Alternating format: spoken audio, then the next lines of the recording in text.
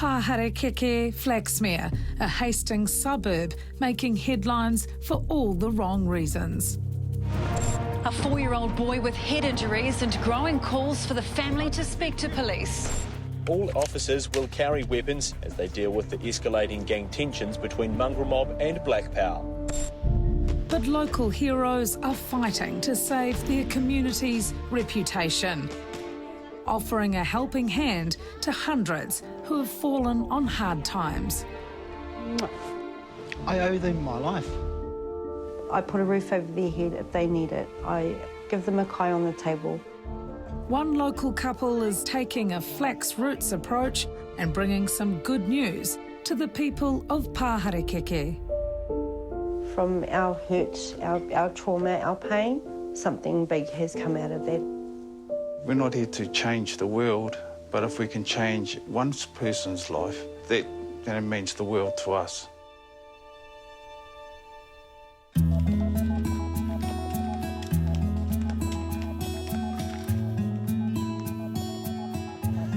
Visit Lynsey and Haira Abbott's place in Pāharakeke and you'll see the generosity of spirit in abundant supply. How's it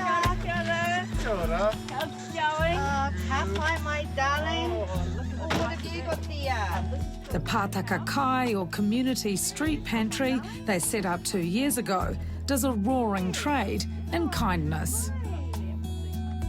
People come in and drop off kai and, they take what they need. I wanted to create pātaka so that they were able to have that confidence for a lot of people that need that awhi to be able to get their tamariki o kai. But most importantly, the pātaka was built for our babies. I wanted to create that space for them where they knew at any given time, any hour of the day, that they could come in and get them a kai if they didn't have a kai at home. We top this up daily. We top it up if we've got kai here, and we pop it out in the pātaka. But it's the community that fill up that pātaka every day.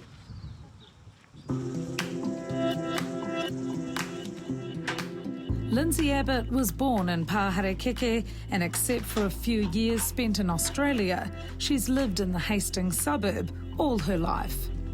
Pāharakeke is my home. Flaxmere is my home. Has been for 45 years. She works full-time in care support services, but her passion is One Voice, a community outreach project she runs with her husband from their home. So our home, it doesn't belong to me and my husband. It belongs to everybody. Anybody that walks into our home and they're in need of, help, they just come on in and we awhi them in whatever way that we can. The idea behind the service came to Lynsey 10 years ago, when she led a roadside protest that started with this handwritten sign. I had found out that a teacher had caught another teacher inappropriately hurting someone that I love. They brought a lot of trauma into our lives. Her Stop the Cycle of Sexual Abuse campaign encouraged survivors to speak out against their abusers. That was the first time that One Voice was fully launched, that day. It only takes one voice to speak up, to make change. You just got to want to do that, and I was ready that day. It started something big. Yeah, from Māngai, and I think about that, from our hurt, our trauma, our pain, something big has come out of that. Growing up, Lynsey had survived sexual abuse and was surrounded by domestic violence. When she returned to Flaxmere in 2012, she was determined to help others break the cycle.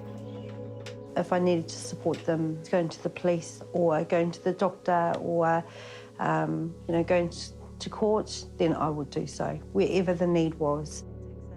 But it was Lynsey and Haira who would need support a year later, when tragedy struck their whānau.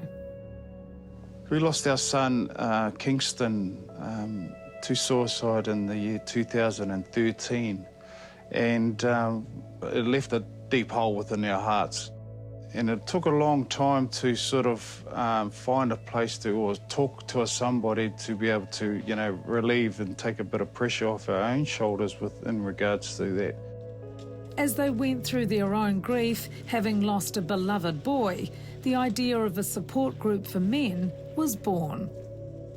After my own personal healing, I talked to my wife about it and talked about, well, there's other men out there that are sort of going through the same hurt. Let's start a men's group that they can come and sit down and talk about their grieving and their loss. There are so many young men, elderly men, all sorts of men that have, you know, seeks my husband's advice or support, and he's been able to awhi them where I may not be able to. He's got that brotherly aroha. He's been amazing, my husband. The couple now offer a range of support services, and the demand for their help has never been higher. The Hawke's Bay region has the second highest rate of methamphetamine use in the country, and One Voice has been supporting people like 44-year-old Frances Smith, who was addicted to pee for 10 years. So it's all about moving forward. After numerous failed attempts to get clean, Frances met Lynsey in November. I found myself at my sister Lynsey and my brother Haida's whare, and I was there for the reason of I had an addiction issue. And I felt that was the best place for me to go to. We have people staying at our home for up to 6 weeks, and then from there we nurture them back into their own home and support them daily, and then slowly help them back into the community and with a lot of support. So we do all that here. It's Haira and Lynsey's lived experience of overcoming hardship that sets One Voice apart from other agencies that work with high needs whānau. The couple have walked the same path as many of the people they awhi. We don't have a piece of paper to say this is our qualifications. Life is our qualification. And it's been able to share that, our life experiences with others, eh? Yeah. So many whānau out there, they get so lost in the stress. Understandable, because they can't put a kai on the table for either themselves or their whānau. And I get it, I understand that, you know. You've been there. I was a solo mum for 16 years, lived off $34 a week. For quite a few years I was working, and I had to make that $34 work. As they prepare to restock the pātaka kai, Lynsey hopes the people she helps will go on to support others. Once they come out the other side of that struggle, the mamae that they've been going through, that they end up becoming the beacon of light.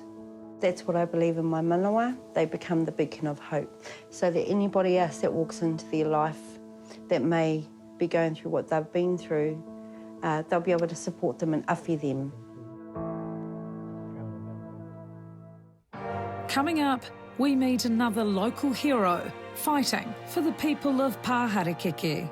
Together we're saying, hey mate, we're not going to break the cycle here, we're going to smash it to smithereens. Through the toughest of times, the people of Pāharakeke are there for one another. There's so much beauty that's in our community. We have so much love within our community. Here, tragedy that touches one family impacts the entire community. This gathering at a local park, bringing together whānau after the devastating loss of a local boy who was swept out to sea just days before. Whakapainga nei kai hea o ranga mo mātou tinana mi o mātou waro hoki āmene. Āmene. Have a kai, my darlings. And One Voice's Lynsey and Haira Abbott know what it means to overcome hardship and loss. I mean, it is a wonderful thing that you're doing, isn't it, you and Lynsey? Oh, yeah, it's our purpose in life, being able to give back to our community. Make sure every punch is a long punch. Local councillor and community leader Henare O'Keefe is right behind the good deeds Lynsey and Haira do for Flaxmere's families. You know, they go beyond the call of duty. They don't have to do that. It's a hard road. It's a lonely road. You look around, no one there. So that's what they do. They go beyond the call of duty. They do it because they love Flaxmere. They love it. They love it with a passion. And he's making his own contribution. Each week he runs this boxing academy for disadvantaged rangatahi, turning the challenged into champions. Ooh, lovely, lovely. They haven't been brought up, they've been dragged up. You know, through no fault of their own. Right from the get-go, they've been up against it. The odds have been stacked against them. But together we're saying, hey, mate, we're not going to break the cycle here. We're going to smash it to smithereens. They just want to be loved, and that's what we work on. We work on the proviso that everybody wants to be loved. They want to feel important. They want to feel valuable, and that's what this is about. It's not the first time the 77-year-old has taken matters into his own hands. In 2008, he was behind the Enough is Enough hikoi, a 5,000-strong march he organised after his daughter was the victim of a violent home invasion in Flaxmere.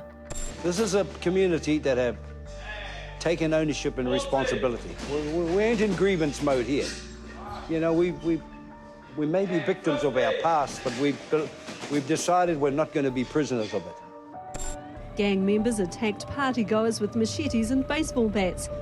Flaxmere has become synonymous with violence, gangs, drugs and deprivation.